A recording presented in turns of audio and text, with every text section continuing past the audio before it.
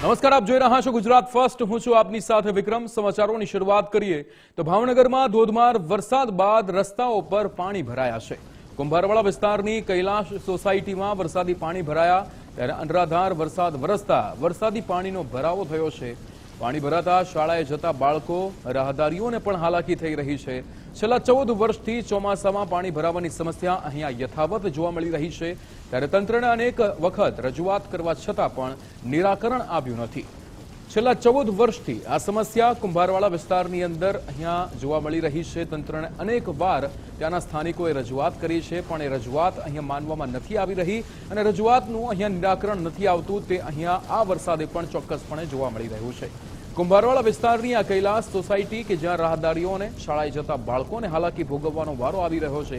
આપ જોઈ શકો છો કે અહીંયા પાણીમાંથી પસાર થતા આ શાળાના બાળકો જોવા મળી રહ્યા છે.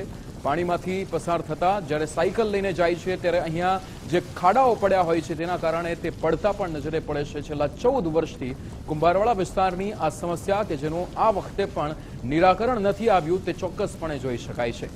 વરસાદી પાણી ધોધમાર વરસાદ અહીંયા ભાવનગરની અંદર પડ્યો ત્યારે તમામ વિસ્તારોની અંદર વરસાદી પાણી ભરાયા હોય તેવા એક બાદ એક દ્રશ્યો સામે આવી રહ્યા છે. અનરાધાર વરસાદ અને વરસાદના કારણે જે પાણીનો ભરાવો થઈ રહ્યો છે તે કૈલાશ સોસાયટીમાં પણ વરસાદી પાણીનો ભરાવો આ દ્રશ્યોમાં આપ જોઈ શકો છો.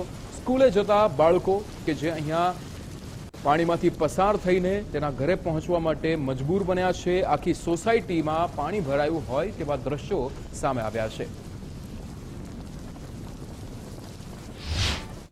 અહીંયા પાણી ગોઠણ જેટલું ભરેલું છે અને બધાને અહીંયા બહુ તકલીફ છે. આ કુંભારવાળો વિસ્તાર છે, શમશાનવાળી ગલી કહેવાય અને અહીંયા બહુ વિસ્તારની અંદર આજુબાજુમાં બધું રહેણાંક છે અને પાણી બહુ ભરેલું છે. આની અંદર 2-4 ગટરના ઢાંકણા મેકી દો તો આ પાણી છે ને ખાલી થઈ જશે. નકર આ રીતે તો તકલીફ બહુ પડે છે કે ગાડી લઈને અંદરથી અમે નીકળ્યા તો અમને એમ થયું કે અમે ડૂબી જશું ને અમે આખા બગડી જશું ને ગાડી બંધ પડી જશે. જો આની અંદર કાંઈક ટાંકીની અંદર કાંઈક 4-5 મેનલો નાખી દો તો પાણીનો રસ્તો થઈ જશે. નકર આવી તો છે ને વાલા કરીએ તકલીફ રહેશે તે 4 મહિના લગી. બહુ પરિસ્થિતિ વધુ છે. પાણી કેટલા ભરાઈ ગયા છે? બહુ ભરાઈ ગયા છે. આ દર વખતે આવું જ હોય છે? દર 100 માં આવું જ થાય છે. કેવી હાલાકી કેવી પડે છે? બહુ કષ્ટી બાળકોને પડે છે.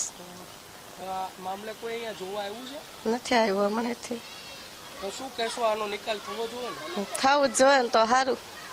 બાળકો સ્કૂલે જાય છે, આવવા છે, ધંધાદારી માણસો છે. જો તમે આ બધી દુકાનોમાં પાણી કરી ગયું છે અને દર વર્ષનો આ પ્રોબ્લેમ છે. આજકાલનું નથી, લગભગ 14 વર્ષથી છે આ.